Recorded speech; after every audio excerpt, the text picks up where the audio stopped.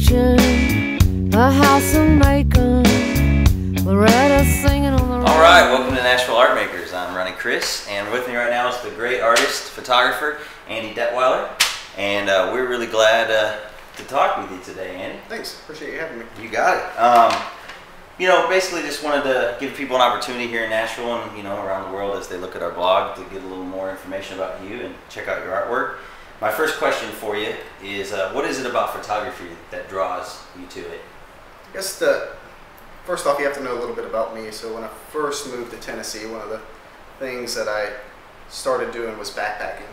And I'd get on the trail and hike out to these great places and throw my legs up over a cliff and watch the sunset, which is all beautiful. But I am an artist, and I felt like when I was out there, I needed some kind of artistic outlet to do.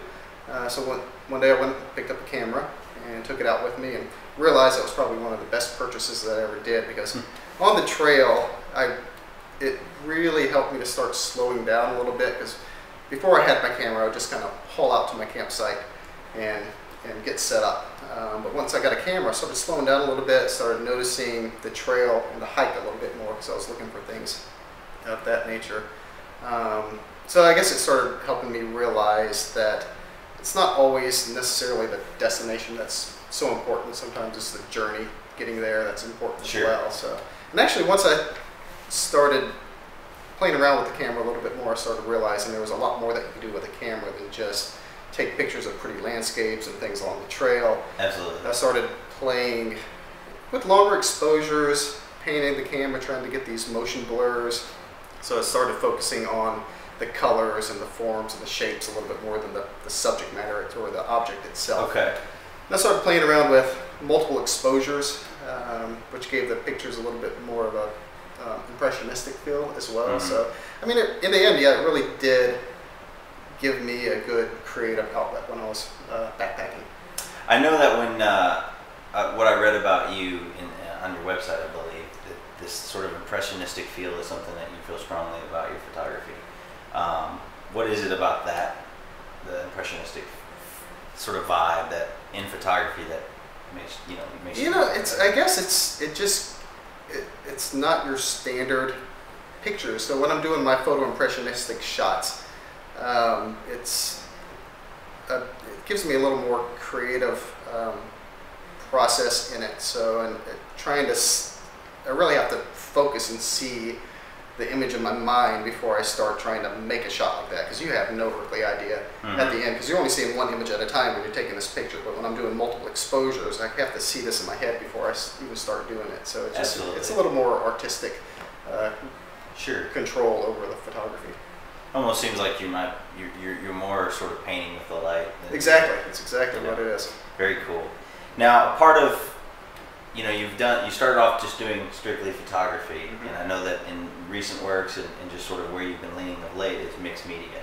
Right. What is it that brought you in that direction as to why you wanted to express yourself with mixed media? All that started a couple years ago. So I had been doing fine art prints for, I don't know, 9 or 10 years, and just started feeling stagnant doing fine art photography and printing on fine art paper and sticking them in mats. So I needed something new and fresh to do. So I started playing around. I went and bought myself a gallon of acrylic gel and started playing around with transfers of the images to wood panels, which was a lot of fun.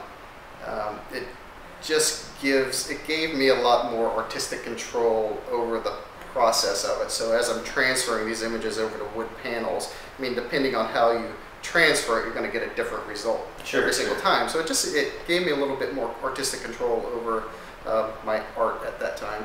Okay. So it felt like in a sense that it wasn't just the camera that was doing this. It was more. It's fun getting my fingers dirty again. So I used to paint as well, and I'd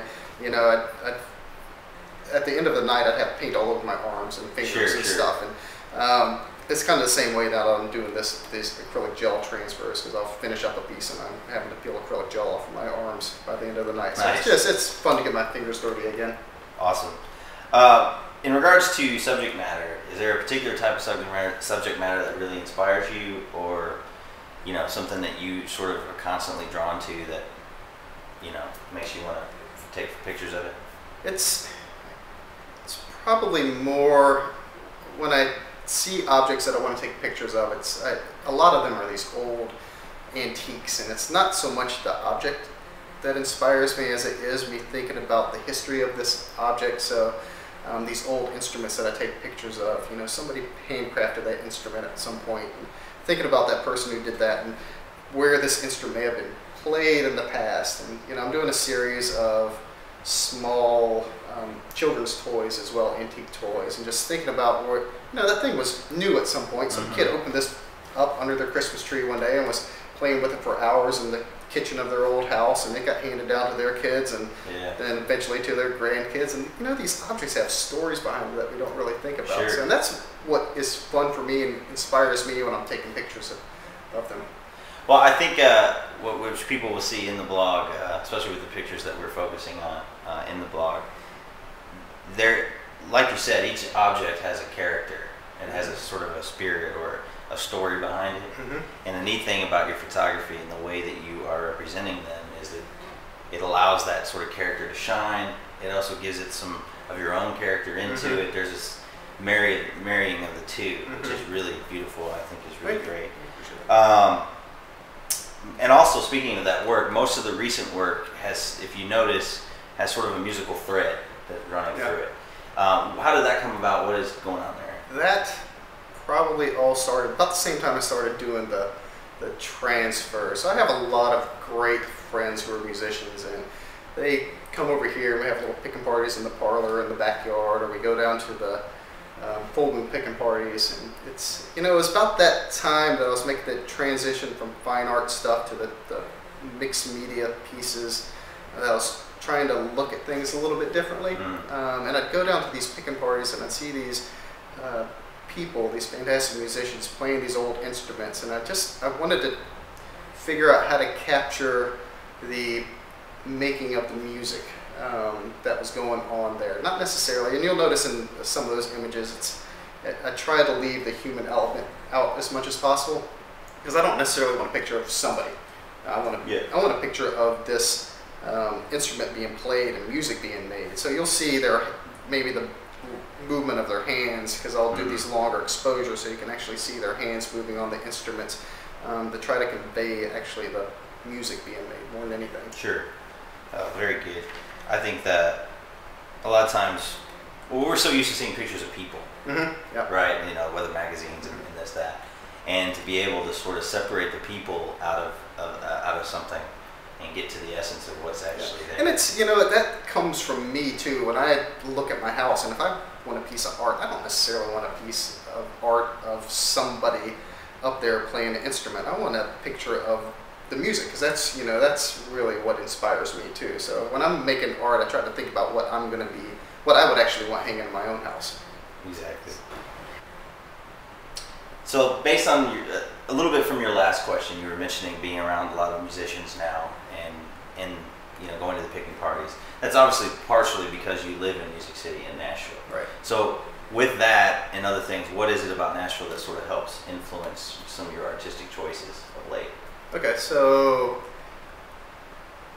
a lot of, well, I've been doing, I have pieces out and about around town. I've had some musicians contact me wanting to commission some pieces as well. So I've had some prominent musicians wanting pictures of their instruments to hang in their recording studios as well. Other musicians coming over wanting images taken of them playing their instruments too to hang in their houses. I have some friends right now that I'm working with who are putting together a CD, so I'm doing photography for their album art as well, which I'm sure if I did not live in Nashville, that probably would not be happening for me. So I mean, and that's exactly where I want my art to go as well. I mean, I love the musicians here, and I really enjoy working with them too. So that's kind of where I want my art to end up anyway. Okay, so it's definitely sort of leading you in. It's leading you in the directions you want to go, but it is taking you there because of being around it and being Absolutely, Nashville. absolutely. How long have you lived here? I guess I moved here in '99, so it's 12 years. Yeah.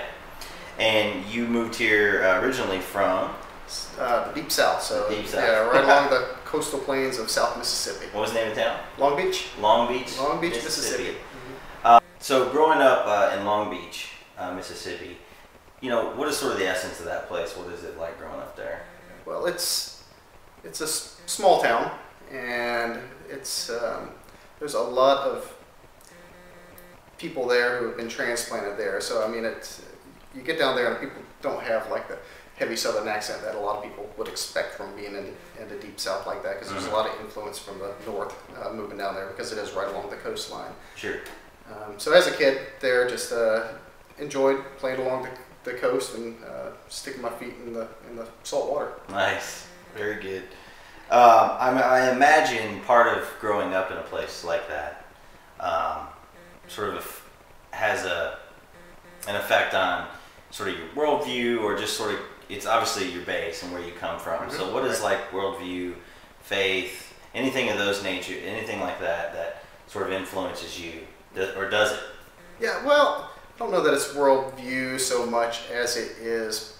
I'm very much a traditionalist, and I love tradition. My family, both my mother and father, come from Mennonite families. Okay. And I didn't necessarily grow up in a Mennonite community myself, but knowing that history about myself made me very interested in learning about the traditions of that culture as well.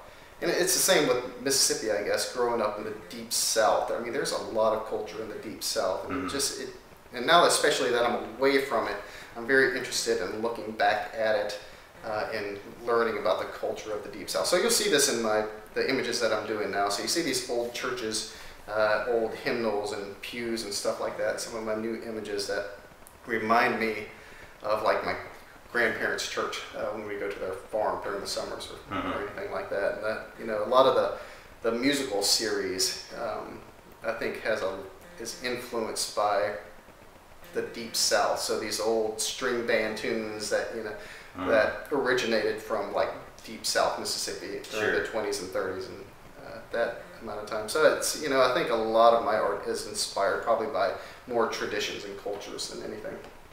Yeah, you can definitely feel that in the work when you're looking at it. Really, just one more question for you, Andy, before we say goodbye. Really, what's next for you? What are you looking to do? It can be immediate or further down the road, or there's some goals that you have in front of you. Well, first goal is just to have fun at what I'm doing. Awesome. I got a lot of ideas floating around up in my head. I used to paint, oil paint, so I kind of want to learn how to incorporate the two, photography and painting.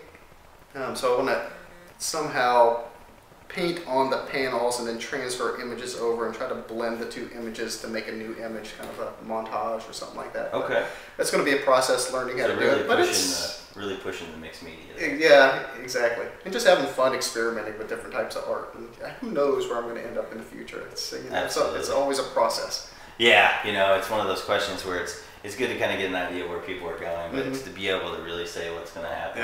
Yeah. Who knows? Who knows? Well, thank you, Andy. I really appreciate you sitting down. Nashville Art Makers appreciates that. And everybody, check him out. Look at his website and definitely pick up some of his work. It's fantastic.